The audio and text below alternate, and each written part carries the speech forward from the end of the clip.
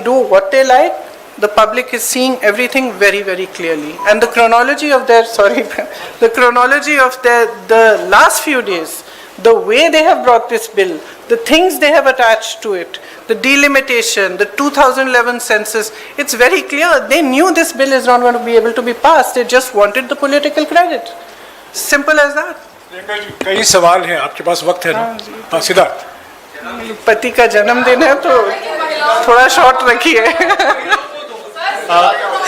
Ma'am ये सवाल ये है, मैम सवाल ये है, मैम सवाल ये यहाँ पे विमेंस कर लेते हैं। Okay, after this one. Ma'am सवाल ये है कि आप लोग कह रहे थे कि ये वुमेन रिजर्वेशन बिल सिर्फ एक ढाल है, पीछे से एक मंसूबा डिलिमिटेशन पास कराना है।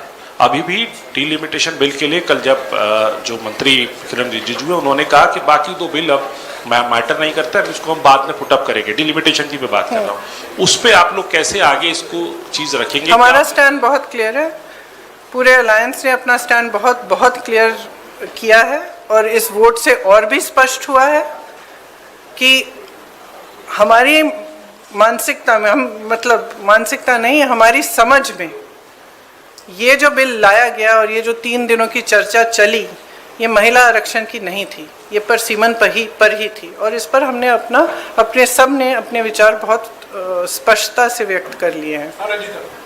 अरे यू सेड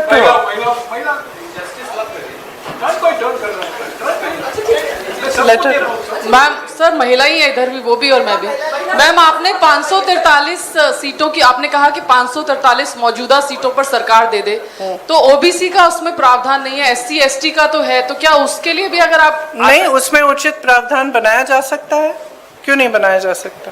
और दूसरा मैम, सरकार के नैरेटिव को काउंटर करने के लिए, क्योंकि सरकार कह रही है कि हम सड़क पर जाएंगे, संसद से सड़क तक की लड़ाई लड़ेंगे, तो क्या कांग्रेस का भी कोई ऐसा थॉट प्रोसेस है कि हम भी सड़क पर जाएं, और अगर जाएंगे तो क्या कोई रूपरेखा? इन्होंने ये पूरा प्लान पहले से बनाया था, शायद ये भी इस प्लान का हिस्सा था। कल हमने इनको डिफीट किया है पार्लियामेंट में, हम आज बैठ के हम भी सोचेंगे कि हमें क्या करना है, और जरूर करेंगे कुछ।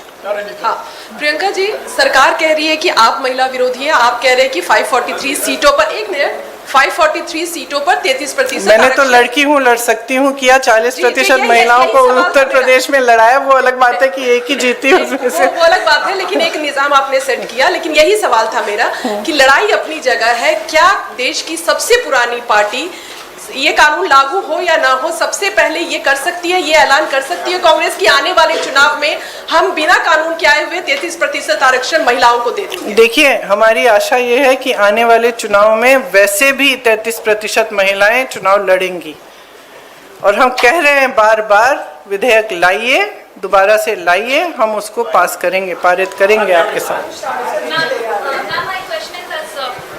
Today the opposition is planning to write a letter to Prime Minister Narendra Modi for the implementation of this bill.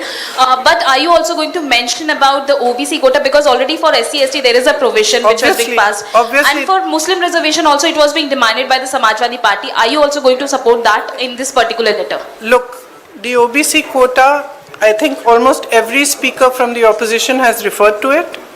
We are all saying that if there are women's reservations, just like there will be 1/3 reservations in the ST and the SC, there has to be a OBC reservation which is commensurate to the number. That's it. We're saying it again and again. Priyanka ji पूछ रहे हैं, कुछ पूछ रहे हैं। प्रियंका जी, मेरा नाम, एक मिनट, इन्होंने शुरू कर लिया था। चांस मिलेगा यार।